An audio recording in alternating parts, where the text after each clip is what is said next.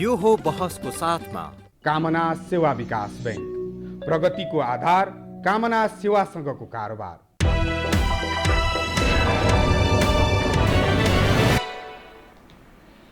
नमस्कार, यो हो बहसमा म यहाँहरूलाई हार्दिक स्वागत गर्दछु। जीवराम भण्डारी। आज यहाँहरू सामुन्ने उपस्थित हुनुहुन्छ लीलामणि पोखरेल। उहाँ स्थायी समिति सदस्य हुनुहुन्छ नेपाल कम्युनिस्ट पार्टी नेकपाका। उहाँसँग आज म समग्र विषय समसामयिक विषयलाई केन्द्रमा राखेर विश्लेषणात्मक र सूचनामूलक ढङ्गले कुराकानी गर्नेछु। मिलेनियम च्यालेन्ज कर्पोरेसन ठुलो छलफलको विषय छ। सत्तारूढ दलभित्र यस विषयमा व्यापक छलफल जारी छ। आज नै पनि अर्थात् 16 गते असार 16 गते नै पनि स्थायी समितिको बैठक हुँदैछ। यस सवाल पनि एउटा एजेन्डामा यो पनि छ। त्यस्तै यसदेखि बाहेक नेपाल र भारत बीचको सम्बन्धको विषयले फेरि अर्को रूप धारण गर्दैछ, अर्थात् अप्ठ्यारो अवस्थामा प्रवेश गरेको छ। अमेरिकी चाहना बुझ्न सकिन्छ। चाइनिजहरू यस सवाल उपर के धारणा राख्छन् र नेपाल जुन ठाउँमा जुन भूखण्डमा नेपाल छ अलि अप्ठ्यारो अवस्थामा हाम्रो नेतृत्वको अयोग्यताका कारण प्रवेश गर्न लागेको हो कि भन्ने मानिसको त्यो ढङ्गले विश्लेषण गर्ने बुझ्ने प्रयास पनि गर्न थालेका छन्। समग्रमा आज म लीलामणि पोखरेलसँग यी यावत विषयलाई केन्द्रमा राखेर यहाँहरू सामुन्ने म पस्कने प्रयत्न गर्नेछु। सर्वप्रथम म उहाँलाई स्वागत गर्छु। स्वागत छ यहाँलाई। धन्यवाद। सबभन्दा चर्चा छलफल र बहसको विषय भनेको एमसीसी अर्थात् मिलेनियम च्यालेन्ज कर्पोरेसन, जो 50 करोड अमेरिकाले नेपाललाई दिने भनेको अनुदान सहयोग, यो के हो के होइन, यसमा यति विभाजित छन् नेपालका बुद्धिजीवी हौँ भन्नेहरू नै पनि। एउटा भन्छ कालो, अर्को भन्छ सेतो, अर्कोले भन्छ फेरि होइन होइन हरियो जस्तो। त्यसकारण यो बडा अप्ठ्यारो जस्तो देखा पर्छ। तपाईहरू यथेष्ट छलफलको प्रयत्नमा तपाईँ लामो समयदेखि यसको बारेमा गहिरो अध्ययनमा पनि हुनुहुन्छ। पार्टीमा पनि छलफलको विषय छ। हिजो मात्रै अमेरिकी दूतावासले फेरि एउटा वक्तव्य एमसीसीलाई केन्द्रमा राखेर वक्तव्य जारी गर्यो। अब त्यो आशय यसो हेर्दा म्याद थप्न सक्छौँ। आज असारसम्मको जो डेडलाइन थियो अलिकति म्याद थप्न सकिन्छ भन्ने प्रकृतिको त्यसरी आशय पनि त्यसरी वक्तव्य आएको छ। अब समग्र यो हामी कहाँ प्रवेश गर्दैछौँ, यो हो के कसरी बुझ्नुपर्छ, कृपया यहीँबाट सुरु गरेँ। ल, अब धन्यवाद जीवरामजी। मैले यो विषयमा तपाईँसँग छलफल गरेको यो चौथो कि पाँचौँ पटक भइसकेको छ। ठिक। र प्रारम्भमा जे इन्फर्मेसनका आधारबाट मैले छलफलको सुरुवात गरेको छु, आज मैले त्यो छलफल अलि गहिराइमा हामी पुगिसकेका छौँ र जुन प्रारम्भमा त्यसको रिफ्लेक्सन थियो त्योभन्दा अझ बढ्ता यसको भयावहता, मैले त्यसलाई भयावहता भन्छु। भयावह यस, एकदमै डरलाग्दो किसिमको यसको चाहिँ नि समग्र परिवेशले त्यो देखा पर्दैछ। सामान्य ढङ्गले हेर्ने हो भने अमेरिकाले हामीलाई अनुदान दिने हो $50 करोड। त्यसमा हामीले म्याचिङ फन्डका रूपमा राखेर $13 करोड हामी थपेर एउटा आयोजना सञ्चालन गर्छौँ। एमसीसीसँग, मिलेनियम च्यालेन्ज कर्पोरेसनसँग उसँग सम्झौता गरेर प्राप्त गर्ने र दुईटा कार्यक्रमहरू हामीले सञ्चालन गर्ने। एउटा कार्यक्रम हो लप्सेफेदीदेखि गोरखपुरसम्मको ट्रान्समिसन लाइन, नेपालको 300 किलोमिटर र भारतमा 120 किलोमिटर बराबरको ट्रान्समिसन लाइन। दोस्रो हो 5वटा पूर्व पश्चिम राजमार्गबाट उत्तरतिर एउटा चाहिँ स्ट्रेटेजिक मार्ग भनेर भनिएको छ क्या, रणनीतिक मार्गहरू भनेको छ। किन त्यो रणनीतिक भने त्यो चाहिँ मलाई थाहा छैन। त्यो 5वटाको चाहिँ एक्सटेन्सन गर्ने, त्यसको लगभग 305 किलोमिटर जति त्यसको एक्सटेन्सन विस्तार गर्ने भन्ने योजना त्योभित्र रहेको देखिन्छ। तर त्यो पनि के त भन्दाखेरि अहिले एमसीसीले त्यसलाई चेन्ज गरिसक्यो। के चेन्ज गर्यो? त्यो 5वटा मार्गहरूको विस्तार गर्ने भन्ने कुरा चेन्ज गर्यो। जबकि यो एमसीसीको एग्रिमेन्ट पेपर अनुमोदनको निम्ति भनेर, संसदीय अनुमोदनको निम्ति भनेर संसदमा प्रस्तुत भएको छ। यो संसदको प्रपर्टी बनेको छ। संसदको प्रपर्टी बनेको चिजलाई झिकेर लगेर अरू कसैले त्यसमा चाहिँ केही पनि गर्न पाइँदैन कि त्यो संसदीय विशेषाधिकारको हनन हुन्छ है। त्यसमा पनि परिवर्तन गरिदिए, परिवर्तन गरेर चाहिँ नि अहिले चन्द्रौटादेखि पूर्व पश्चिम राजमार्गको चन्द्रौटादेखि शिवखोलासम्मको 100 किलोमिटर सडकलाई चाहिँ नि त्यसलाई विस्तार गर्ने भनेर चाहिँ नि त्यो दिशामा गएको छ है। यो सर हेर्दाखेरि अमेरिकाले हामीलाई दान दिने, हामीले त्यो दान लिने र अनि आर्थिक विकास पूर्वाधार तयार पारेर आर्थिक विकास उपलब्धि हासिल गर्ने भन्ने यो दस्तावेजको यो कुराहरू, यो दस्तावेजको त्यो पक्ष छ। तर यही दस्तावेज हामीले हेर्ने हो सबभन्दा पहिले। यो दस्तावेज हेर्नको निम्ति यो दस्तावेज इन्डिपेन्डेन्ट छैन भन्ने कुरा बुझ्नु पर्यो, स्वतन्त्र छैन भन्ने कुरा। कृपया यो एकालापै होस्, तपाईँको विषय नै सरल जाओस्, म सुन्छु, आम दर्शकले यसलाई ग्रहण गर्ने, हेर्ने, बुझ्ने। अब यो दस्तावेज किन स्वतन्त्र छैन भनेर भन्दाखेरि यससँग जोडिएको छ सन् 2000 पछाडि अमेरिकाको अरू मुलुकहरूलाई सहायता दिने रणनीतिमा परिवर्तन भएको छ। त्यसमा पनि सन् 2001 को उसको चाहिँ नि ट्विन टावरको घटना पछाडि अमेरिका ठ्याक्क आफ्नो रणनीति यस सहायता सम्बन्धी रणनीतिमा टोटल परिवर्तन गर्छ र 2002 मा उसले अमेरिकाको सुरक्षा रणनीतिलाई प्रमुख बनाएर संसारका विभिन्न मुलुकहरूमा सहायता प्रदान गर्ने भन्ने छ। अनि त्यो सहायता प्रदान गर्ने नीति कसले तय गरिदिएको त भने युएनओले, संयुक्त राष्ट्रसङ्घले धनी राष्ट्रहरूले गरिब राष्ट्रहरूलाई आफ्नो नाफाको, आफ्नो आम्दानीको 0.7% ती राष्ट्रहरूको अनुदानमा उनीहरूले चाहिँ नि खर्च गर्नुपर्छ भन्ने, उनीहरूको इन्फ्रास्ट्रक्चर डेभलपमेन्टको निम्ति खर्च गर्नुपर्छ भनेर संयुक्त राष्ट्रसङ्घले बनाइदिएको छ। तर अमेरिकाले त्यति दिएको थिएन र सन् 2002 मा मेक्सिकोमा भएको एउटा बैठकमा त्यहाँ चाहिँ नि जर्ज डब्ल्यू बुश जुनियर उनले त्यहाँ एउटा कमिटमेन्ट गरे, हामीले अहिले दिँदै आएको सहायतामा डबल गर्छौँ र एमसिसी, त्यति बेला यो टर्मिनोलोजीको पनि थियो, मिलेनियम च्यालेन्ज कर्पोरेसन मार्फत हामी दिन्छौँ र त्यो दिन्छौँ भन्ने बित्तिकै अमेरिकाले त्यसलाई के बनाइदियो त भन्दाखेरि हाम्रो सुरक्षा रणनीतिको मातहत हुन्छ है भनेर आफ्नो defence strategy, national defence strategy त्यही नै भनिएको छ, त्यसको मातहत राखेर दिने भनेर उसले सोच बनायो। त्यही अनुसार उनीहरूले अरू मुलुकहरूमा सहायता दिनको निम्ति 2005बाट सुरुवात गरे। 4 मा जनवरीतिर एक्ट पास भयो, पास भइसकेपछि उनीहरूले 5बाट दिन सुरु गरे। पहिलो राष्ट्र मडागास्कर भन्ने थियो।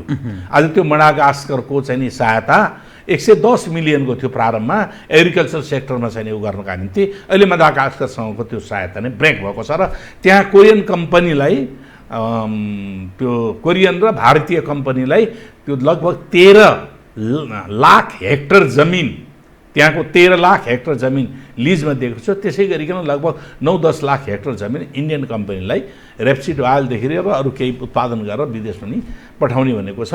त्यहाँ अहिले उनीहरूसँगको सहमति मिलेन, एमसिसीका इम्पोजिसन जो थियो त्यो कारणले नमिलिसक्यो। मैले त्यता लामो व्याख्या गर्न गइनँ। 10वटा जति राष्ट्रहरूसँगको त्यो चाहिँ नि अहिलेको ब्रेक भएको छ। अहिले जुन एमसिसी सम्बन्धी एग्रिमेन्ट ब्रेक भएको छ, त्यस्ता कतिपय राष्ट्रहरूमा के भयो त भन्दाखेरि एमसिसीले एक्सटेन्सन गर्ने जो समय अवधि बनाएको थियो त्योभन्दा बढ्ता अवधिमा उसले आफ्नो इम्पोजिसन गर्ने, कर वृद्धि गर्ने विभिन्न कुराहरू छन् क्या। मैले अहिले त्यसको क्रमशः खेल्दै जाने कुराहरूले गर्दाखेरि 10वटासँग करिब ब्रेक भइसकेको छ र केही राष्ट्रहरूको सञ्चालन गएको छ। यसको सँगसँगै एमसिसी सँगसँगै पनि के पनि गएको देखिन्छ त भने कतिपय मुलुकहरूमा सोफा एग्रिमेन्ट भनेर त्यो पनि गर्ने गरेको देखिन्छ। त्यो सोफा एग्रिमेन्ट भनेको खास गरिकन के हो भने ती मुलुकहरूमा अमेरिकी सैन्य उपस्थिति गर्ने र त्यहाँ भएका सबै त्यो सैन्य गतिविधि अनुसार अमेरिकाको सुरक्षा रणनीतिलाई आधारित गरेर उनीहरूले गतिविधि गर्नका निम्ति त्यहाँ छुट दिएको छ क्या। त्यो सोफा एग्रिमेन्टमा त्यो पनि गर्ने गरेको देखिन्छ। त्यो सोफा एग्रिमेन्ट भनेको सिधै अमेरिकाको उपस्थिति हो, अमेरिकाको सैन्य उपस्थितिको स्थिति देखा परेको छ। अब हामी कहाँ 2017 मा यो लामो प्रक्रिया छ। ठिक हामीसँग 2014 मा यसबारेमा एग्रिमेन्ट बारेमा यो के हो, कुन सेक्टरमा चाहिँ उ गर्ने त भन्ने कुराहरूको बारेमा 14 मा डिजाइन भएको छ, जसमा 2टा ट्रान्समिसन लाइन लप्सेफेदीदेखि नुवाकोटको रातामाटीबाट एउटा लाइन चाहिँ नि हेटौडासम्म जोड्ने, अनि त्यसपछि फेरि रातामाटीबाट तनहुँ हुँदै पाल्पाको नुवाकोट डाँडा भएर बुटवल जाने अनि बुटवलदेखि बोर्डरसम्म पुग्ने, बोर्डरबाट 120 किलोमिटर फेरि इन्डियामा पनि गोरखपुर चाहिँ नि त्यो चाहिँ नि ट्रान्समिसन लाइन बनाउने भन्ने त्यो चाहिँ एग्रिमेन्ट छ। अब त्यसको रकम छुट्याइएको छ। त्यो रकम भनेको $50 करोड अमेरिकाले दिने, $13 करोड नेपालले आफ्नो म्याचिङ फन्डको रूपमा राख्ने भनेर यसरी छुट्याएको छ। त्यसमध्ये मैले दुईटा भेटेको छु। एउटा कुनै डकुमेन्टमा के लेखेको छ नि $40 करोड ट्रान्समिसन लाइनमा भनेर लेखा छ। अर्को चाहिँ नि अहिले मसँग छ त्यो कुराहरू, अर्को $45 करोड चाहिँ नि ट्रान्समिसन लाइनमा भनेर भनिएको छ है।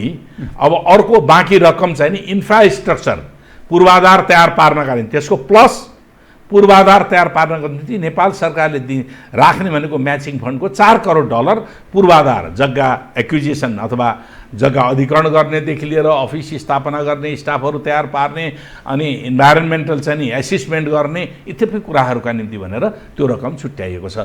यसो हेर्दाखेरि ट्रान्समिसन लाइनमा प्रति किलोमिटर ट्रान्समिसन लाइनको कस्ट कति पर्न आउँछ भने $20 लाख नियरली $20 लाख पर्न आउँछ। $20 लाख भनेको झन्डै नेपालको चाहिँ 22 करोड 23 करोड रुपियाँ पर्न आउँछ प्रति किलोमिटर। जबकि नेपालको ट्रान्समिसन कस्ट त्यही 400 केबी को ट्रान्समिसन कस्ट अहिले 4 देखि 5 करोडमा चाहिँ नि बन्दैछ। अहिले हाम्रो पूर्व पश्चिम राजमार्गलाई आधारित गरेर त्यो ट्रान्समिसन चाहिँ निर्माण हुँदैछ र धोबी ढल्केबरको हामीले त्यो अंश पुरा गरेछ। हाम्रो भागको अंश पनि डोबी ढल्केबरको जुन 400 केबीकै हो त्यो चाहिँ नि पुरा भइसकेको छ। त्यसको कस्ट जेनरली त्यही के अरे 4 देखि 5 करोडको पर्न आएको छ। यसको प्रति किलोमिटर नै 22 करोड 23 करोड चाहिँ नि पर्न बहुत ठुलो एकदम धेरै। अब त्यो किन आयो मलाई थाहा छैन, मैले भन्न सक्दिनँ किन त्यत्रो कस्ट भयो है। अब त्यो चाहिँ नि हाम्रो अहिले एमसीसी अन्तर्गतको प्रोजेक्टहरू सञ्चालन गर्नका निम्ति भनेर नेपाल सरकारले नेपालमा MCA मिलिनियम च्यालेन्ज एकाउन्ट नामक संस्था निर्माण गरेको छ।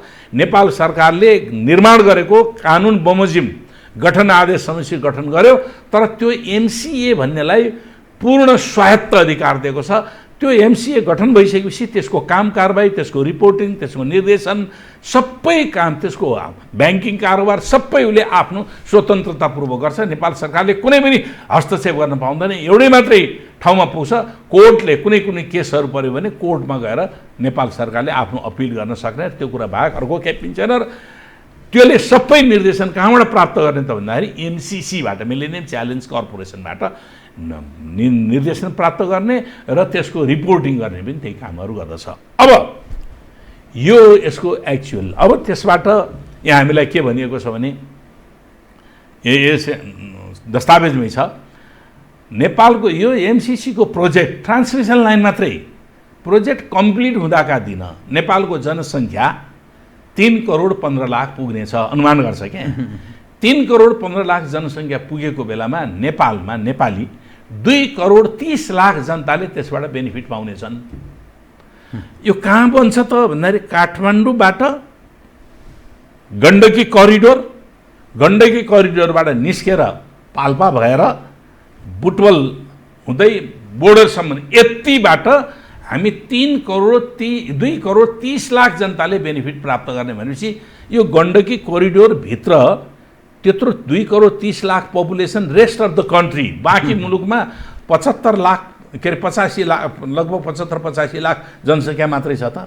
त्यस कारण यो डेटा इल्युजन डेटामा भ्रम भनेर नेपाली जनता अर्को सडक जो यस्तो भ्रमयुक्त किन त्यही म भन्दैछु। अर्को सडक निर्माणमा के छ भने 9 लाख 40 हजार जनताले त्यसबाट बेनिफिट प्राप्त गर्नेछन् भनेको छ।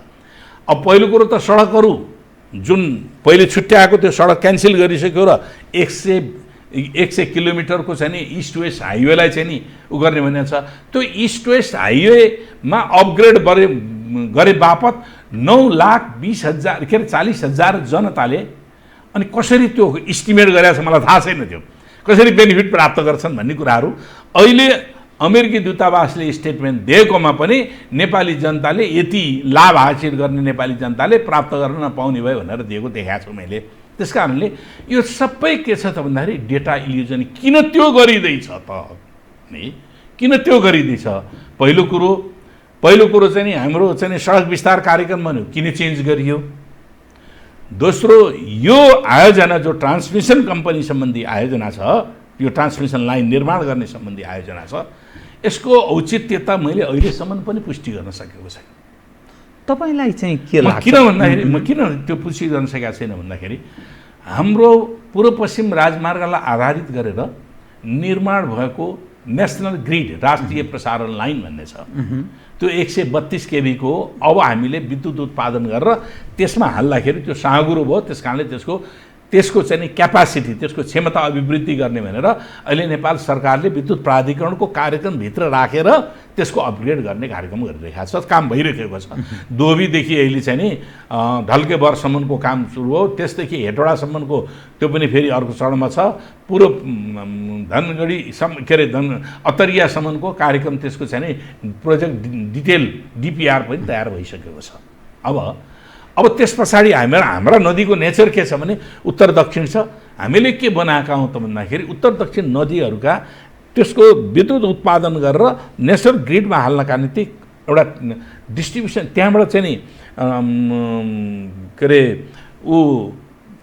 विद्युत उत्पादन गरेको विद्युत एक ठाउँ जम्मा गरेर नेसनल ग्रिडमा हाल्ने भनेर योजना हाम्रो प्लानिङ पनि हो, नेपाल सरकारको प्लानिङ हो। त्यो मात्रै नभएर अर्को पनि प्लानिङ थियो, पुष्पलाल राजमार्ग, पहाडी पुष्पलाल राजमार्गलाई आधारित गरेर 220 अथवा 400 केबीकै त्यो ट्रान्समिसन लाइन बनाउने। त्यसो गर्दाखेरि उत्तर दक्षिणका जो चाहिँ प्रोजेक्टहरू हुन् त्यो दुईटै ट्रान्समिसन लाइनबाट के हुन्छ, डिस्ट्रिब्युसन हुन सक्दछ, लाभान्वित सबै पक्ष हुन्छ, पूर्वदेखि पश्चिमसम्म। अर्को हाम्रो के हो त भन्दाखेरि जोड के हो भने हामीले विद्युत हाम्रा नेपाली जनतालाई गुणस्तरीय विद्युत आपूर्ति गर्ने हो। हिजो हामी चाहिँ नि 109-10 वर्षको चाहिँ नि इतिहास छ यो विद्युत उत्पादन थालेको। अहिले हामी 3 वर्षदेखि हामी लोड सेडिङ मुक्त छौँ है। नत्र भने यो डिजाइन, मैले यही भन्न खोजिरहेको, यो ट्रान्समिसन लाइनको जुन डिजाइन गरियो, जति बेला नेपालमा 18 घण्टाको लोड सेडिङ थियो र यो ट्रान्समिसन लाइन नितान्त विद्युत व्यापारका निम्ति भारतमा सप्लाई गर्नका निम्ति भनेर बनेको प्रष्ट शब्दमा देखिन्छ, व्यापार गर्नका निम्ति। अब हामीले विद्युत व्यापार गरेर नेपाली जनतालाई सस्तो र सुलभ मात्रामा विद्युत आपूर्ति गर्न सक्छौँ कि सक्दैनौँ? हामीले त नेपाली जनतालाई आपूर्ति विद्युत दिने हो। वर्षमा हाम्रो 2 खरबभन्दा बढ्ता 2.25 खरबको पेट्रोलियम पदार्थ हामीले आयात गर्छौँ। त्यसको रिप्लेसमेन्ट हाम्रो नीति बनेको छ, त्यसलाई विस्थापन गर्ने नेपालीलाई केन्द्रमा राखेर नीति पनि बनेको छ, त्यसलाई विस्थापन गर्ने नीति। र विद्युत सस्तो पनि हुन्छ, विद्युत पेरिनियल सप्लाई। हाम्रो एक थोपा हामीले पेट्रोलियम पदार्थ उत्पादन गर्दैनौँ, ग्यास उत्पादन गरिरहेका छैनौँ, त्यसको चाहिँ नि विस्थापन गर्ने र त्यसले विद्युतले गर्ने भनेका छौँ। तर हामी के डिजाइन गर्दछौँ भने विद्युत उत्पादन गरेर बेच्ने कुराहरू गर्दछौँ। हामीले विद्युत डिस्ट्रिब्युसन लाइनहरू पहिले त नेसनल ग्रिडको विकास गर्नु पऱ्यो, त्यसपछि गाउँमा पुर्याउनका निम्ति डिस्ट्रिब्युसन लाइनहरू बनाउनु पऱ्यो। अनि त्यसपछि एउटा उत्पादन गरेका विद्युतहरू सङ्कलन गर्नका निम्ति सब स्टेसनहरू तयार पार्नु पऱ्यो। यो नेसनल नेटवर्क बनाएर वितरण प्रणालीलाई व्यवस्थित गर्नुपर्ने बेलामा हाम्रो यो प्रोजेक्ट, यो ट्रान्समिसन 400 केबीको ट्रान्समिसन लाइन बनाएर भारतमा बेच्नुपर्छ र भारतमा गोरखपुरसम्मको पनि हामीले नै बनाउन जानुपर्दछ भन्ने खालको जुन एग्रिमेन्ट भएको छ, यो एग्रिमेन्टमा म कतै पनि कहीँ पनि मैले चाहिँ नि मेरो जस्टिफिकेसन मैले देखाएको छैन, म सन्तुष्ट पनि छैन। बृहत्तर राष्ट्रिय हित र नेपालीले उपभोग गर्ने सवाल उप यो कन्ट्राडिक्ट भयो, एकदमै ठुलो कन्ट्राडिक्सन छ, एकदमै ठुलो कन्ट्राडिक्सन छ। यसले म के देख्दछु भने नेपालमा लिबरल इकोनोमी, उदार पुँजीवादी अर्थतन्त्रको व्यापारिक प्रयोजनको निम्ति यो कुराहरू हुँदैछ। र त्यति मात्रै होइन, अब मैले मिलेनियम च्यालेन्ज कर्पोरेसन किन यसरी आउँदैछ त भन्दाखेरि मैले बुझेको अहिले चाहिँ नि यो नयाँ इस्ट इन्डिया कम्पनी हो। नयाँ मोडलमा इस्ट इन्डिया कम्पनी आउँदैछ, जसले भारतमा पहिले व्यापार गर्न प्रवेश गर्यो र 300 वर्ष शासन गरेर भारतलाई गुलाम बनाएर 300 वर्ष शासन गरेर भारतीय जनताको बलिदानबाट ऊ चाहिँ बाहिर निस्कन पुगेको थियो। हामी नेपाल एउटा स्ट्रेटेजिक पोइन्टमा छ, ग्लोबल पोजिसनमा।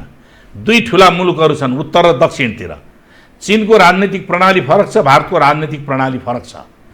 अब विश्व ग्लोबल पोलिटिक्समा यहाँनिर यो एमसिसी पनि पोलिटिकल इकोनोमी हामी यो पार्टमा छलफलै गरेका छैनौँ।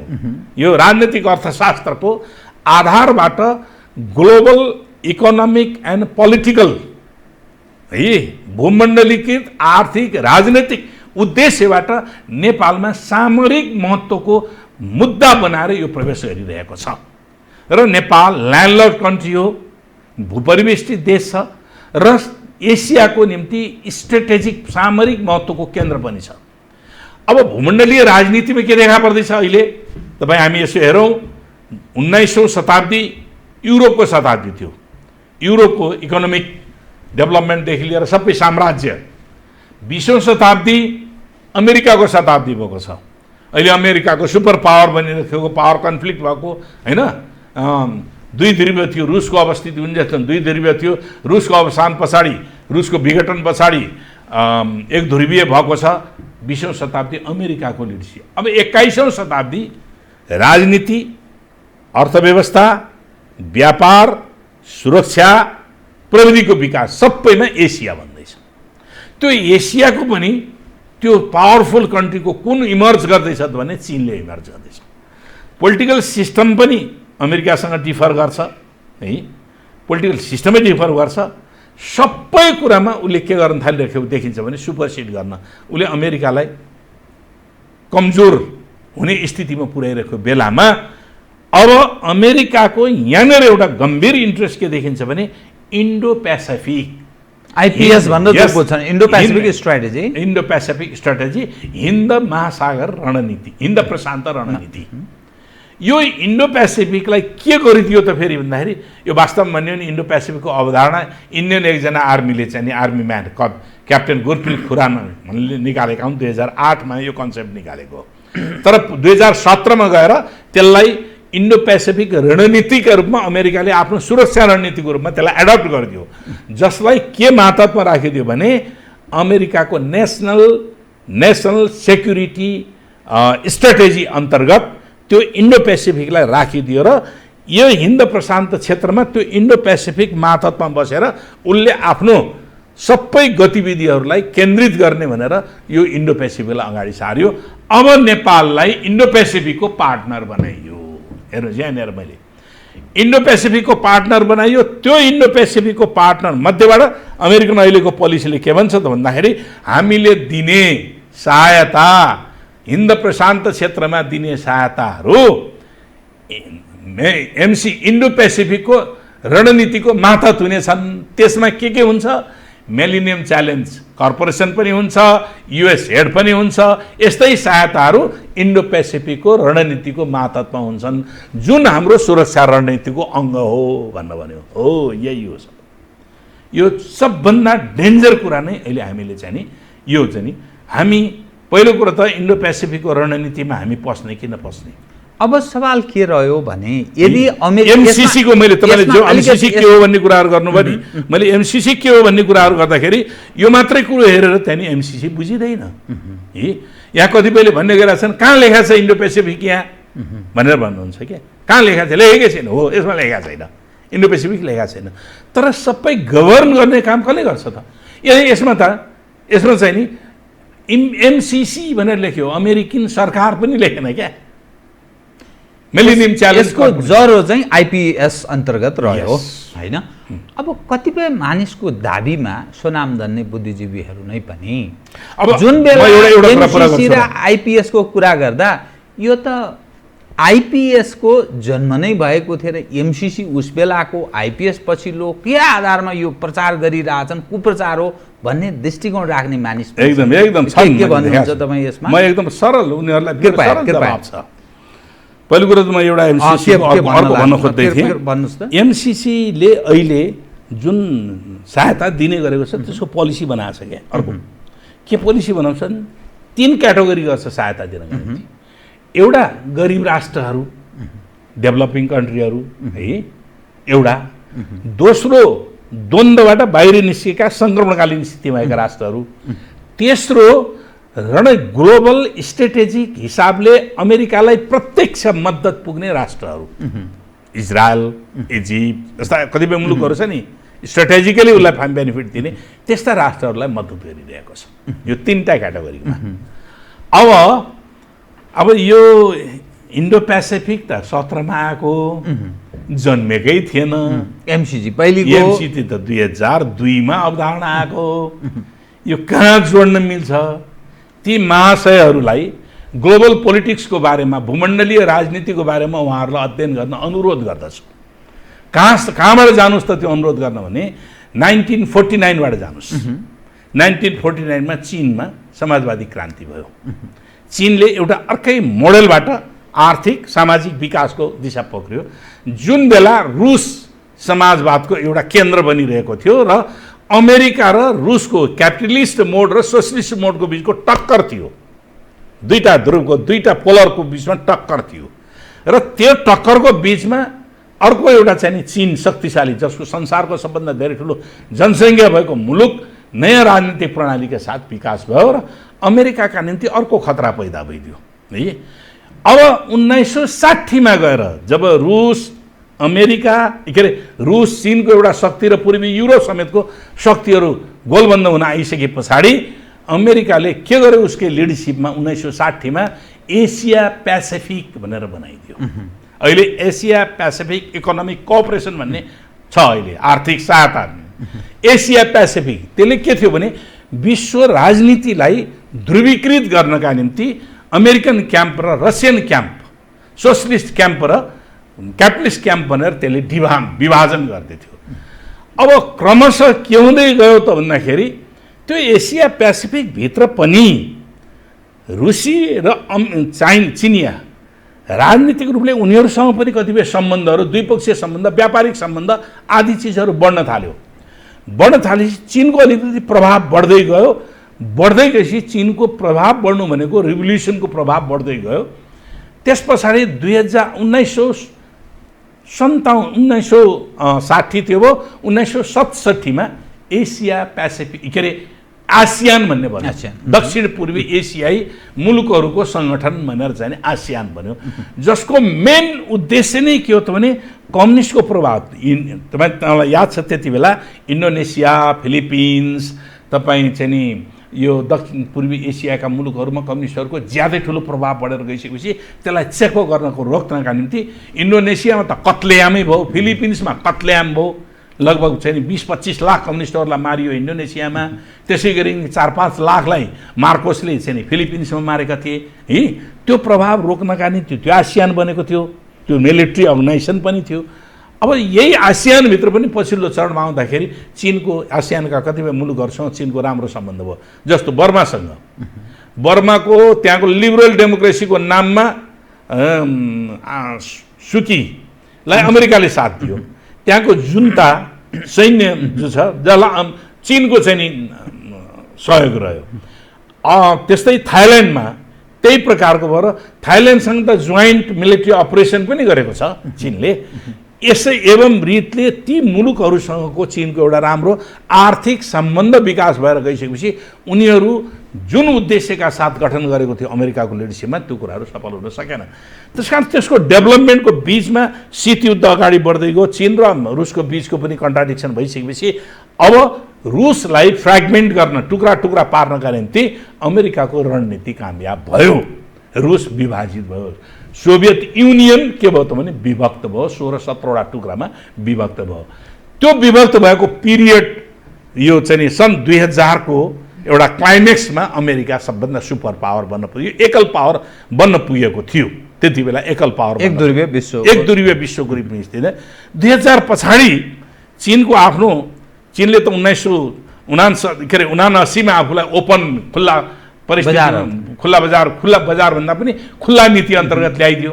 ल्याइसके पछाडि चिनको पावर के हो भन्ने कुरा देखिन थाल्यो, शक्ति के हो भन्ने कुरा देखिन थालिसकेपछि अब अमेरिका त्यसबाट सतर्क हुँदै गएर सन् 2000 मा गएपछि अनि अमेरिकाले नीतिमा आफ्नो सम्बन्ध, आफ्नो सहायता नीतिमा परिवर्तन गर्दै गएको थियो र त्यसैको विकास आइपिएस हो। यो कुरा बुझ्नु पर्यो कि पहिले एसिया पेसिफिकको डेभलपमेन्ट, विकास नै इन्डो पेसिफिक बनेको, एसिया पेसिफिकको डेभलप नै इन्डो पेसिफिक बनेको र एसिया पेसिफिक पनि छ, अहिले पनि छ। एसिया पेसिफिक डिजल्भ भएको छैन, तर के भयो त भने कन्सन्ट्रेसन, पोलिटिक्सलाई कन्सन्ट्रेट गर्नका निम्ति एसियामा सबभन्दा सबै पावर केन्द्रित हुन थाल्यो भनेर त्यसमा केन्द्रीकरण गर्नका निम्ति अमेरिकाले एसिया पेसिफिकलाई बढी ध्यान दिएर यसभित्र आफ्नो रणनीति केन्द्रित गरिरहेको छ। तपाईँ देख्नुहुन्छ साउथ चाइना सीमा उसले आफ्नो सामुद्रिक बेडा राखेको छ, कोरियामा आफ्नो सामुद्रिक बेडा राखेको छ, जापानमा आफ्नो सैन्य राखिराखेको छ। यो के हो त भने यो क्षेत्रलाई घेराबन्दी गर्ने नीति अन्तर्गत दिया गार्सिया टापुमा अमेरिकी बेडा राखेको छ, सैनिक राखेको छ। यो क्षेत्रलाई घेराबन्दी गरेर आफ्नो अनुकूलतामा भएन यसलाई कसरी सैन्य शक्तिबाट कमजोर पार्ने भन्ने कुराहरू त्यो रणनीति अन्तर्गतको छ। र अमेरिकाको घोषित नीति के छ भने अमेरिका फर्स्ट भन्ने नीति छ, संसारमा अमेरिका फर्स्ट भन्ने यो घोषित नीतिले अब संसारभरि यसरी आफ्नो नियन्त्रण कायम गर्ने सोच अन्तर्गत सोभियत युनियनको विघटन भयो, अब कमजोर भयो।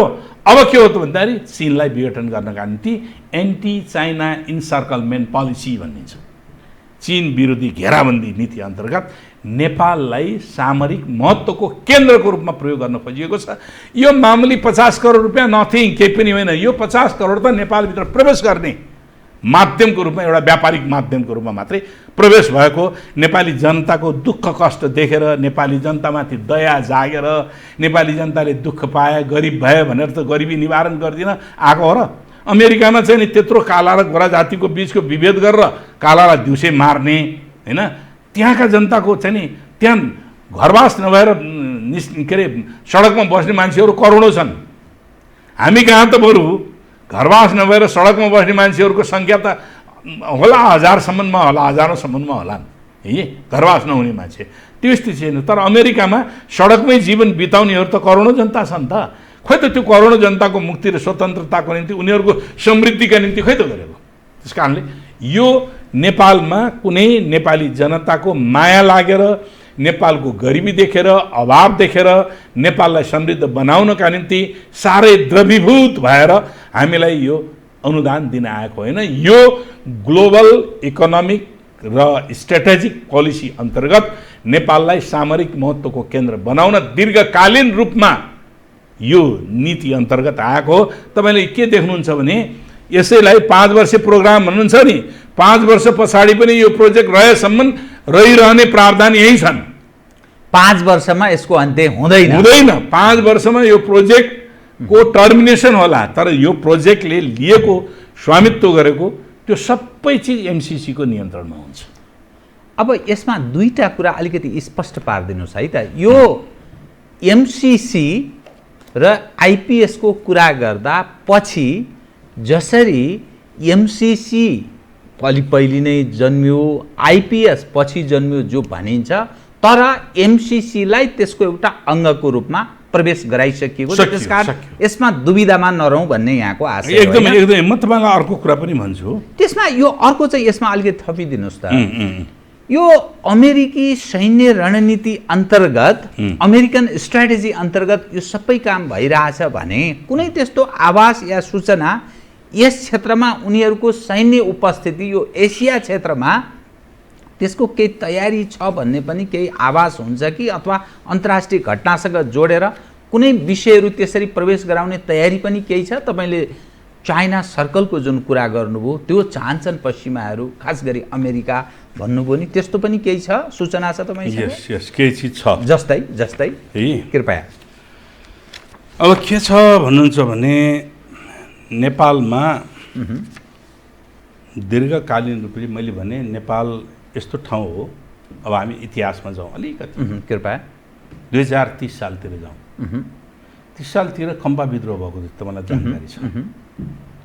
नेपालको उत्तरी जिल्लाहरूमा खम्पाहरूले, तिब्बतबाट भागेर आएका खम्पाहरूले हतियारबन्द कारबाही गर्नका निम्ति, तिब्बतमा हमला गर्नका निम्ति योजना बनाइरहेका थिए। चीनले त्यो कुराहरू भनिसकेपछि नेपाल सरकारलाई अनुरोध गर्यो। त्यति बेला राजालाई अनुरोध गरेपछि सुरुमा प्रारम्भिक रूपमा त्यसलाई अलिक आलटाल भयो र पछि उसले के भनिदियो भने त्यसो हो भने हामी आफै इन्टरफेयर गरेर भए पनि त्यहाँबाट उनीहरूलाई धपाएर तिनीहरूलाई दमन गरेर हामी फर्किनुपर्ने हुन्छ, हामीलाई अनुमति दिनु पर्यो भन्ने भनिसकेपछि चाइनाले त्यो भन्यो, चाइना यदि खम्बा विद्रोहीलाई दबाउँदैनौँ भने हामी आफै आउँछौँ भन्नु भनिसकेपछि त्यति बेला हामी आफै तिनीहरूलाई नियन्त्रण गर्छौँ भनेर नेपाल सरकारले सेना परिचालन गरेर खम्बा विद्रोहलाई दमन गर्यो हो।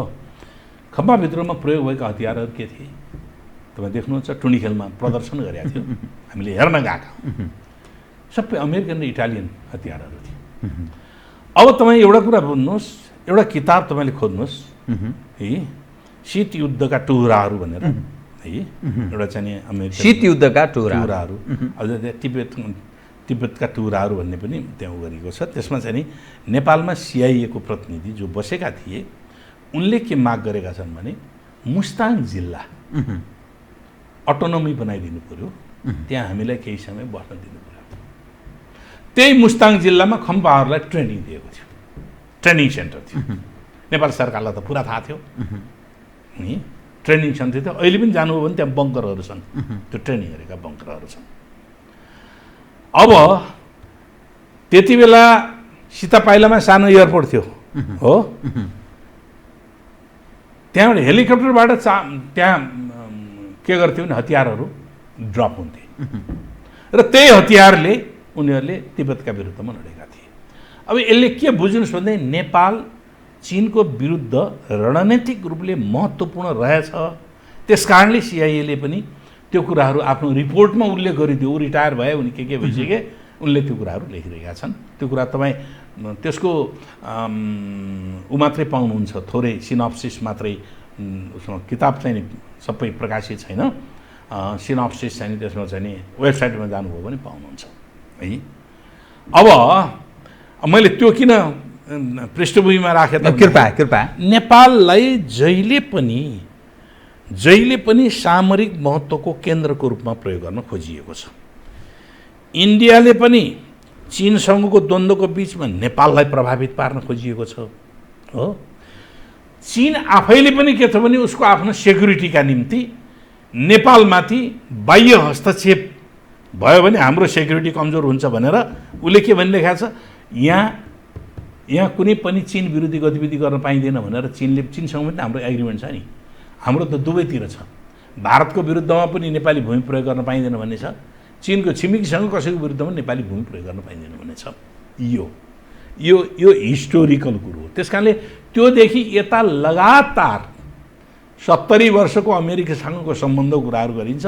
लगातार के छ त भन्दाखेरि नेपाललाई सामरिक महत्त्वको केन्द्रको रूपमा प्रयोग गर्नका निम्ति सोफिस्टिकेटेड गतिविधि के अरे हतियारसहितका गतिविधिहरू हुने गरेका छन् बेला बखतमा। यो समग्रमा चीन घेराउ नीति अन्तर्गत नै हो। यसरी मात्रै पनि नल्याउँ। पहिलो कुरो त एसिया पेसिफिकमा आफ्नो कन्ट्रोल नियन्त्रण गर्न चाहन्छ, त्यसमा चीन सुपर पावर बन्दै गइरहेको छ, त्यसलाई कसरी कन्ट्रोल ल्याउने भने जो 21औं सदी एसियाको हुन सक्छ भन्ने जुन एज्युम्सन छ त्यसलाई चाहिँ नि गर्न नदिने अन्तर्गतको त्यो कुराहरू गरिएको छ। अब मैले अघि भने एसिया पेसिफिकको विकसित रूप इन्डो पेसिफिक हो भनेर भने, एसिया पेसिफिकको विकसित रूप इन्डो पेसिफिक हो। एसिया पेसिफिकको बेलामा सैन्य गतिविधि कमजोर थियो, पोलिटिकल इकोनोमी थियो, राजनैतिक अर्थशास्त्रले काम गरिरहेका थियो। अहिले यहाँ आएपछि के छ भने इन्डो पेसिफिकमा आउँदाखेरि सैन्य प्लस आर्थिक दुईटै, राजनीतिक सैनिक आर्थिक तिनटै भनौँ न है। यो किन छ त भन्दाखेरि यो हामीले आफूले कल्पना गरे हो त होइन, यी हामीसँग डकुमेन्टहरू छन्। यी डकुमेन्ट जम्मै डकुमेन्टले त्यही भन्छन् है। यो डकुमेन्टले के भन्छ भने उनीहरू के भन्छन्, यस क्षेत्र उनीहरूको एलिज भन्छ क्या, उनीहरूका पार्टनरहरूलाई मजबुत गर्ने, केमा मजबुत गर्ने, पोलिटिकल्ली पनि मजबुत गर्ने र सैन्य शक्तिले लेथल घातक हतियारले पनि उनीहरूलाई मजबुत गर्ने भनेर उनीहरू त्यहाँ भन्ने गर्छ क्या। घातक हतियार के को लागि चाहियो घातक हतियार? अब यही बिचमा तपाईँले एउटा समाचार सुन्नुभएको छ, नेपाल अमेरिकन उसको रिपोर्ट हो, पेन्टागनको रिपोर्ट भनेर आएको छ। स्टेट पार्टनरसिपको कुरा, नेपाल र अमेरिका स्टेट पार्टनरसिप त्यो अलि पहिले नै प्रस्तावित गरेको नेपाललाई है, नेपाललाई अलि पहिले नै प्रस्तावित गरेको थियो। अनि त्यो स्टेट पार्टनरसिपको प्रश्न, तर अहिले तपाईँ डकुमेन्ट देखाउन खोज्दै हुनुहुन्छ? हो, मैले यहाँ डकुमेन्ट राखेका थिएँ। स्टेट पार्टनरसिप प्रोग्राम भन्ने छ। त्यो यी आफ्नो नेपालको रक्षा सम्बन्ध जोड्ने अमेरिकी इच्छा, आफ्नो राज्य स्तरमा नेपालसँग रक्षा सम्बन्ध जोड्ने अमेरिकी इच्छा, चाहना उसले व्यक्त गर्यो। चाहना त व्यक्त गर्यो। चाहनामा एस्युरियन सकारात्मक, पार्टनरसिपमा नेपाल सकारात्मक, स्टेट पार्टनरसिपमा नेपाल सकारात्मक। यस। अब यो चाहिँ नि डिसेम्बर 8, 2019 को हाम्रो रक्षा मन्त्री ईश्वर पोखरेल र रक्षा मन्त्री ईश्वर पोखरेल र अमेरिकी विशेष दूतको अब यसले के गर्छ भने यो के भएको छ भने हामीलाई जानकारी छैन। एस्युरेन्स दिएको यसले भन्छ, प्रस्ताव उसले राख्छ। अब तपाईको पार्टी यति मात्रै हैन, म थप कुरा गर्छु। केही दिन अगाडि एउटा रिपोर्ट आएको थियो, कृपया भन्नुस् के। त्यो रिपोर्ट चाहिँ नि अमेरिकन सायद रक्षा मन्त्रालयको रिपोर्ट के हो, नेपाल आतंकवादको ट्रान्जिट पोइन्ट बन्दै गइरहेको छ भन्ने खालको थियो। त्यो के सन्देश प्रवाह गर्न खोजेको हो त्यो? यसो सरलसँग बुझ्न सकिन्छ नि। जहाँ जहाँ आतंकवादको नाममा गतिविधि हुन्छ त्यहाँ अमेरिका जानका निम्ति सोफा एग्रिमेन्टले उसलाई अनुमति दिन्छ। सरल छ कुराहरू। त्यस कारणले त्यो के हो भने विभिन्न किसिमका बाहनाहरू बन्दैछन्। सँगसँगै अर्को पनि छ, अस्ति मात्रै मैले समाचारमा पढेँ, युरोपमा द्वितीय विश्वयुद्ध ताका त्योभन्दा पछाडि पनि रेगुलरली अमेरिकन सेनाहरू रहने गरेका थियो, खास गरी जर्मन रुससँगको बोर्डर नजिकै। अहिले अस्ति भर्खरको समाचार हो, 9000 सेनाहरू त्यहाँबाट निकालिएर कहाँ लगेर राख्ने भन्दाखेरि साउथ चाइना सीमा लगेर राख्ने। साउथ चाइना सी पूर्वी एसिया, चीन, जापान आदिको एसिया र पश्चिम क्षेत्रतिर व्यापार गर्ने मुख्य नाका हो। सामरिक महत्त्वको चाहिँ नि स्ट्रेटेजी पोइन्ट पनि हो। त्यो नेकलाई कब्जा गर्नका निम्ति, यो क्षेत्रलाई कमजोर पार्नका निम्ति अथवा चीनसँग गतिविधि कमजोर पार्नका निम्ति गरिरहेको हामीले देख्छौँ नि।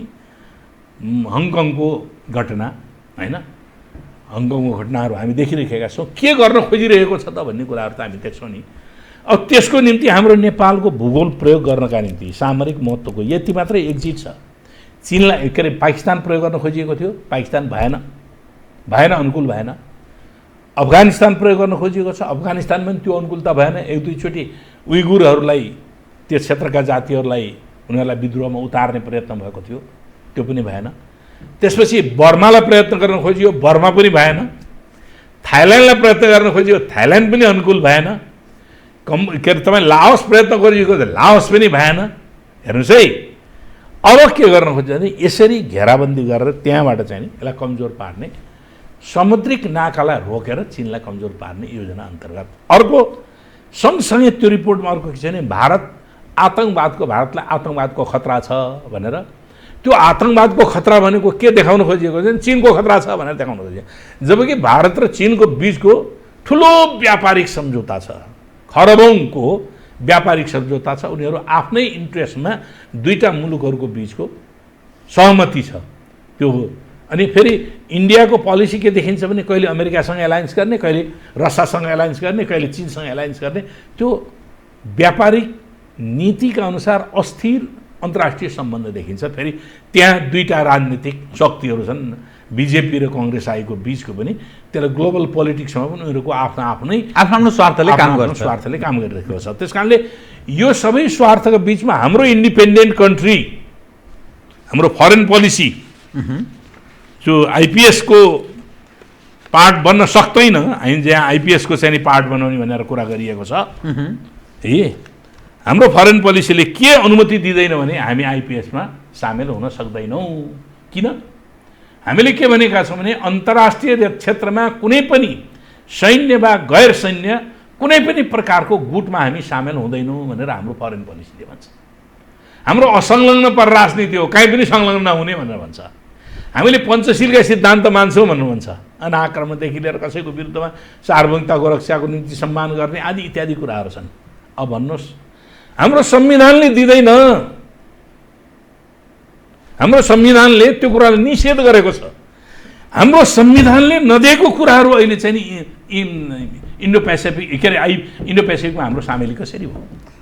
अब तीनटा कुरा म अब एकदम इन्डो पेसिफिकमा सामेल भएको कुराहरुबारे क्लियर गरिदिनु पर्छ जस्तो लाग्यो किनभने दर्शकलाई पनि अलिकति एकछिन इन्डो पेसिफिकमा सामेल भएको कुराहरुबारे मैले तपाईलाई पहिले पनि भनेको थिएँ, यहाँ हामीसँग प्रष्ट डकुमेन्ट छ। कृपया के देखाउन खोज्नु भयो तपाईले? यो पेन्टागनको रिपोर्ट हो। यो रिपोर्टमा यहाँ के गरेछ, by the end of fiscal year 2019 हैन 2019 को आर्थिक वर्षको अन्तिममा united states will have 79 partnership, संयुक्त राज्य अमेरिकाले 79 वटा पार्टनरशिप चाहिँ सहयोग भेट्नेछ। 12 of which are in Indo Pacific, त्यसमध्येको 12 वटा इन्डो पेसिफिक रिजनमा छन् भन्छ। इन्डो पेसिफिक रिजनमा, इन्डो प्रशान्त रिजनमा क्षेत्रमा छन् भन्छ। त्यसमध्ये Bangladesh, Cambodia, Indonesia, Malaysia, Mongolia, Philippines, Thailand, Tonga and Fiji, Vietnam र recently added Nepal and Sri Lanka भन्छन्। नेपाल र श्रीलङ्कालाई श्रीलङ्का रिसेन्ट 2019 मा, श्रीलङ्का पनि 2019 मा यसमा जोडिए भनेर भन्छ। अब यहाँ के जवाब दिइन्छ भने कहाँ हाम्रो चाहिँ नि त्यो इन्डो पेसिफिकमा गर्ने भनेर लेखा छ भनेर भनिन्छ। त्यो छैन भन्छ। पेन्टागनको रिपोर्ट त्यो छ। पेन्टागनको रिपोर्ट त्यो छ। अब पेन्टागनको रिपोर्ट मात्रै होइन, यहाँ नेपालसँग भए गरेका थुप्रै, म सबै कुराहरू पनि पढ्न मलाई गाह्रो हुन्छ। Our growing defense partnership can be seen in the establishment of US Army Pacific Led Land Force talks in June 2018 in senior most military dialogue with Nepal. नेपालसँग मिलिट्री अट्याचमेन्टका निम्ति हाम्रा डायलगहरू पटक पटक भएका छन् भनेर यो रिपोर्टले दिन्छ। यो पेन्टागनको रिपोर्ट तपाईँ देखाइदिनु भनिरहनु भएको छ। पेन्टागनको रिपोर्ट त्यस्तै गरिकन यहाँ अब कतिपय उहरू छन् जहाँ इन्डो पेसिफिक के अरे एमसिसी इन्डो पेसिफिकको पार्ट हो भनेर पनि उल्लेख गरिएका, हामीले इन्डो पेसिफिकबाट नै सबै गतिविधिहरू गरेका छौँ भन्ने कुराहरू यहाँ उल्लेखित छन्। त म आदरणीय दर्शकबिनलाई के अवगत गराउन चाहे यो हजुर लीलामणि पोखरेल तपाईहरु सामुन्ने यो सबै पछिल्लो एमसिसी के हो के होइन भन्ने बारेको केही स्पष्ट पार्ने प्रयास। यो रिपोर्ट चाहिँ यो रिपोर्ट स्टेट सेक्रेटरीले अमेरिकाको स्टेट सेक्रेटरीले पोम्पियो अहिलेको परराष्ट्र मन्त्री पनि भनिन्छ यही उनले यहाँ के लेखा छ टु डेट सपोर्ट यो स्टेटको यसको चाहिँ 13 पृष्ठमा हो। To date, support has included 2.9 billion through the Department of State and USAID for the economic pillar of the Indo-Pacific strategy. Since the beginning of the Trump administration, the hundreds of millions more than other agencies, including US Millennium Challenge Corporation, MCC, and Overseas Private Investment Corporation. अब त्यो मार्फत एमसीसीबाट दिइन्छ भनेर त्यसले भनिहाल्यो नि त। अब म तपाईसँग नि तीनटा विषयलाई अलि स्पष्ट पार्दिनुमा नेशनल सेक्युरिटी स्ट्रेटेजी यसमा त अझ उसकै सिग्नेचर छ तपाईँ ए राष्ट्रपतिको सिग्नेचर हो डोनाल्ड ट्रम्प है। अब यहाँ के भन्छ द युनाइटेड स्टेट्स यसको page number 39 the United states will use diplomacy and assistance to encourage states to make choices there, improve governance, rule of law, and the sustainable development. We already do this through the Millennium Challenge Corporation. अनि यसलाई कसले काट्ने भने अनि सम्बन्ध छैन भनेर कसरी भन्छन् भने म त अचम्म मान्छु के विद्वानहरूले कसरी भन्छन्।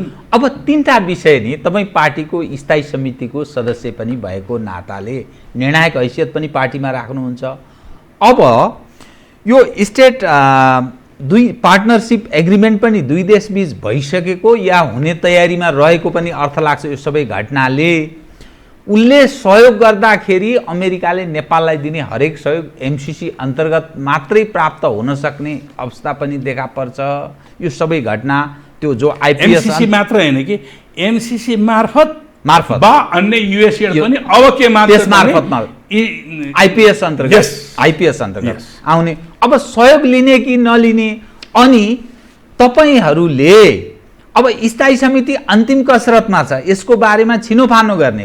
अमेरिकाले हिजोको वक्तव्यले के अर्थ लाग्छ भने उनीहरू जो डेडलाइन भनेर जो प्रचार गरिन्थ्यो नि असार 16 सम्म पास भए हुन्छ नभए विथड्र हुन्छ भन्ने थियो, तर अमेरिका त्यसो गर्न चाहेन। ऊ अनुदान जबरजस्ती दिन खोजिरहेको अब के गर्ने ल बताइदिनु। तीनटा कुराको एकदम छोटकरी एकदम क्लियर, खाए खा नखाए घिच। किन फर्कन चाहदैन, विथड्र गर्न चाहदैन। बस यही हो। किन विथड्र? ए बाबा सहायता भिख माग्नेलाई तैँले लैजानै पर्छ भनेर बोकाएर हिँड्ने। ल हामी भिख माग्न गयौँ, तैँले लैजानै पर्छ मेरो यो, तर तैँले यति मेरा शर्त पनि मान्नुपर्छ। यो शर्त मान। यो मात्रै छैन, हाम्रो पार्टीले अध्ययन कार्यदल भनेर बनायो केन्द्रीय समितिले, झलनाथ खनालको संयोजकत्वमा 3 सदस्यीय 14वटा यस्ता डकुमेन्टहरू छन्, अरू पनि रहेछन् डकुमेन्ट भन्ने छ। हामीलाई दियो सरकारले संसदमा यति मात्रै डकुमेन्ट, जुन डकुमेन्ट उपसम्झौताका रूपमा भनिन्छ। मसँग एउटा उपसम्झौता छ, यो इम्प्लिमेन्टेसन भनेपछि अलि लुकाउने काम भइरहेछ। एकदम यो इम्प्लिमेन्टेसन प्रोग्राम त्यो दिएको छैन। औपचारिक रूपले हामी पाएका छैनौँ, हामीले अनौपचारिक रूपमा लिएका छौँ। यसले के भन्छ तपाईँ हेर्नुहुन्छ भने यो विचित्र कुराहरू छन्। अब यसमा हामीले चाहिँ नि यो अटोनोमी भन्ने छ क्या, एउटा अटोनोमी हामीले बनाउने MCA भनेको थियो नि, त्यसलाई कम्प्लिट अटोनोमी दियो। सरकारले बनाएको हो, निकायले सरकारको आदेश पालन गर्नु नपर्ने भन्ने छ। सरकारले बनाएको निकाय यो को प्रति लोयल हुन्छ त भने MCC प्रति लोयल हुन्छ। झुट बोलिरहेका छन् कि नेपालले सरकारले कमान्ड गर्छ यसमा भनेर झुट बोलिरहेका छन्। नेपाल सबै कुरा कमान्ड नेपाल सरकारले गर्छ भन्ने कुराहरू सर्वथा झुट बोलिरहेको। म त एक डकुमेन्ट निकालेर म उहाँहरूसँग बहस गर्न तयार। तपाईँ आज प्रमाणसहित प्रस्तुत हुनुभयो मसँग समय बाँकी रहेन, 1 मिनटमा सक्दिनुहोस् कृपया। अब स्थायी समितिको बैठकमा तपाईँहरू आज पनि बस्दै हुनुहुन्छ, एजेन्डामा पनि MCCलाई प्रवेश गराउनु भएको छ, अब के गर्ने बताउनु त? होइन, हामीले MCC हाम्रो एजेन्डा छ। मैले अघि पनि भने MCC यो नयाँ प्रकृतिको इन्डियामा जसरी चाहिँ नि इस्ट इन्डिया कम्पनी छिरेको थियो र उपनिवेश बनाएको थियो, हाम्रो यो MCC नेपाललाई नयाँ ढङ्गले उपनिवेश बनाउनका निम्ति प्रवेश गरेको यो दस्तावेज हो। यथास्थितिमा ग्रहण गरिँदैन पनि हामी अमेरिका नफर्कने हो त हामी दिन्छौँ। ए बाबा पछि भयो नि दिन्छौँ, ल बसिरहेको अब के गर्ने? त्यो किन गर्ने? त्यहाँ अमेरिकाले त पैसा दिएको छैन, नेपालको 13 करोड त्यो अब अहिले त्यसैले मैले अघि भने नि यसको कस्टको बारेमा मैले भने नि, खर्च त नेपालको भइरहेछ, नेपालको 1 पैसा दाम गरेको छैन। यही सम्झौतामा अनुमोदन हुनु अगाडि के लेखिएको छ भने अनुमोदन हुनु अगाडिको जम्मै पूर्वाधार निर्माणको खर्च $4 करोड नेपालको म्याचिङ फन्डबाट प्रयोग गरिनेछ। अनुमोदन भएपछि काम थालेपछि बाँकी $9 करोड नेपालले त्यसमा राख्नेछ भनेर सम्झौता बनिएको छ। अहिले जे जति भएको छ अन्तर्राष्ट्रिय स्तरको तलब खान्छन् ती कर्मचारीहरू। 5 तारे होटलमा बसेका छन्, 5 तारे होटलमा चाहिँ अफिस बनाएको छन्, याकेनेतीमा छ कार्यालय, याकेनेतीमा कार्यालय छ। अब याकेनेती नभएर मन्त्रालयको एउटा कोठा लिएको भए पनि हुन्थ्यो होला, अथवा एउटा घर फ्ल्याटमा लिएको भए पनि 1-1.5 लाखमा त घर पाइहाल्थे हैन, त्यो पाइहाल्थ्यो, त्यो गरे भए पनि हुन्थ्यो।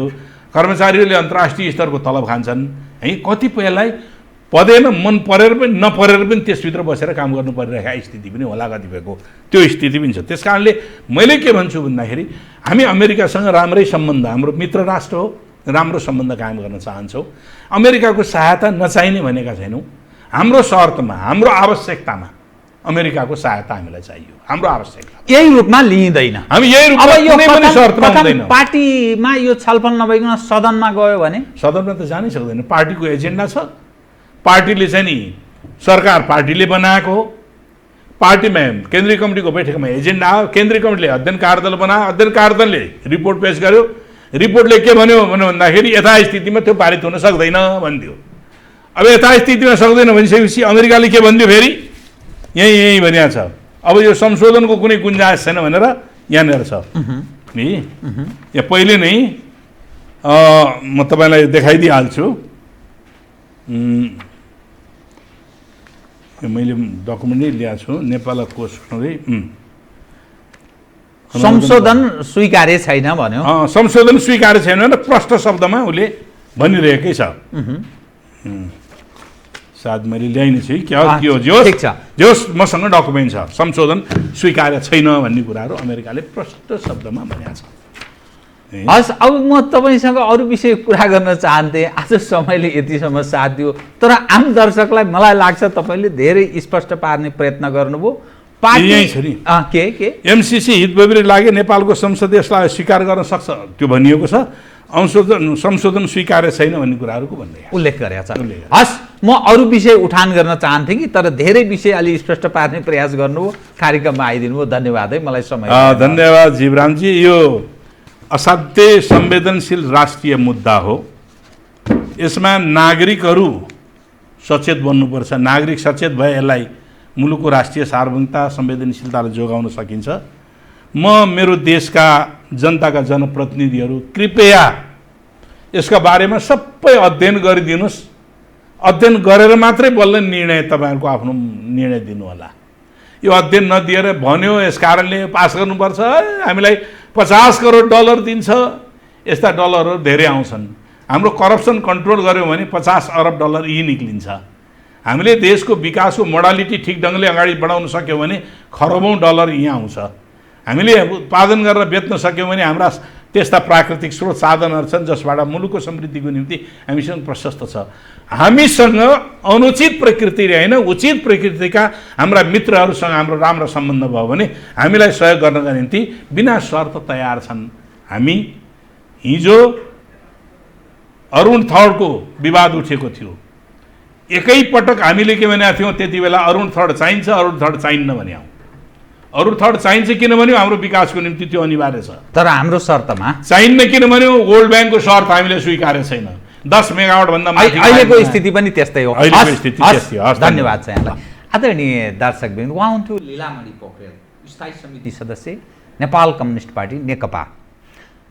एमसिसी के हो के होइन यसलाई स्पष्ट पार्ने प्रयास गर्दै म लगायत मेरो सम्पूर्ण युनिटलाई कार्यक्रमबाट बिदा दिनुहोस्।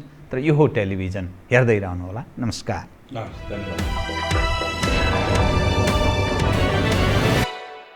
यो हो बहसको साथमा कामना सेवा विकास बैंक, प्रगतिको आधार कामना सेवासँगको कारोबार।